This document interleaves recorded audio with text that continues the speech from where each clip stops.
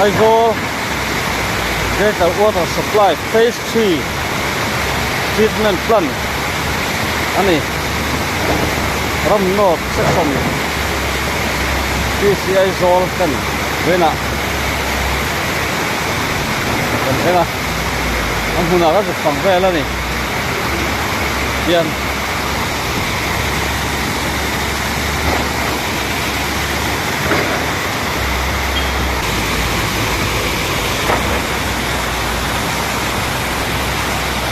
yang kalung nili sa itu kan tayan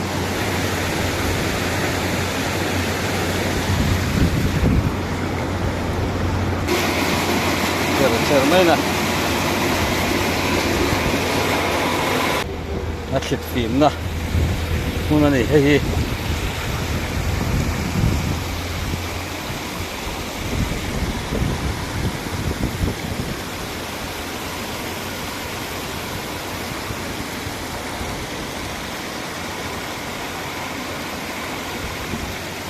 so ta sang kal se lang a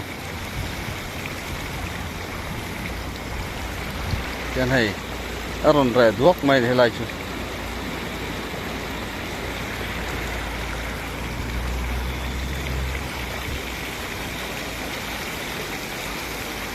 kana phim ho hi lo luang ze la lo luang suak ze la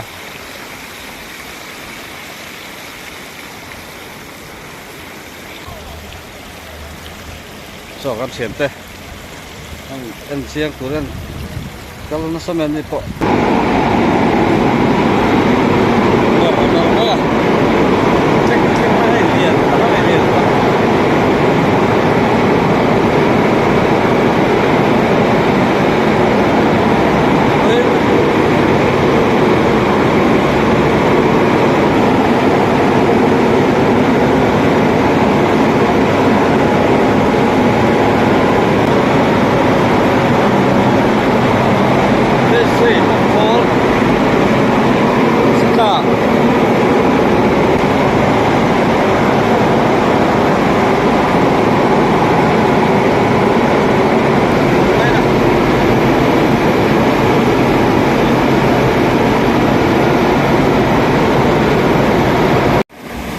rất nè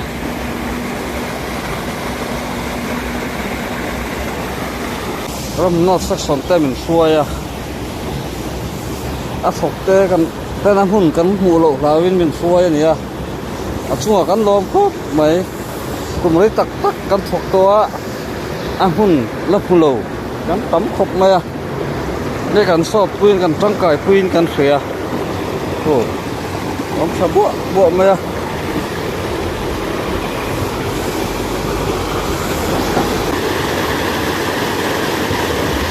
ini kopi zara kan mu le kan phiet về chok ani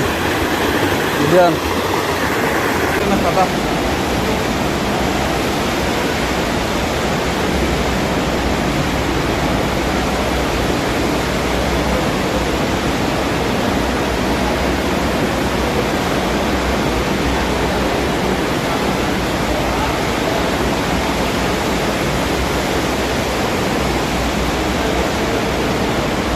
con sống sông thì gần côi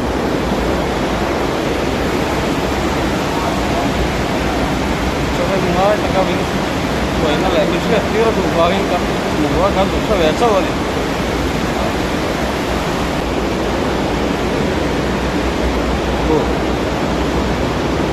rồi đi tu này tu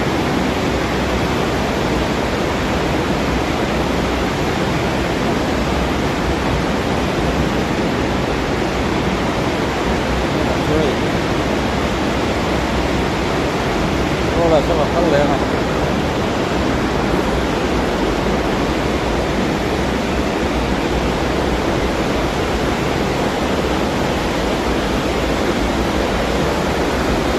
buồn mà ăn thật khô cả đây chú vật đó đây là mà lẩu cân đấy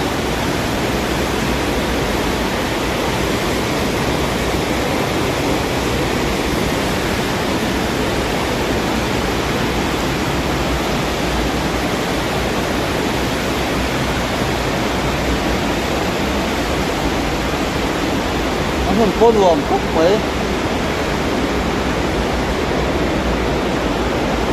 nhìn nó rộng có lũ thầy là vợ thế thì con mình cần mình chưa quy nó trôi nó phẩm thế này gì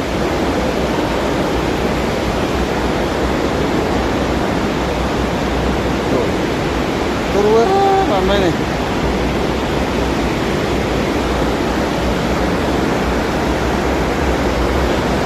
anh còn tụt đây không vào không này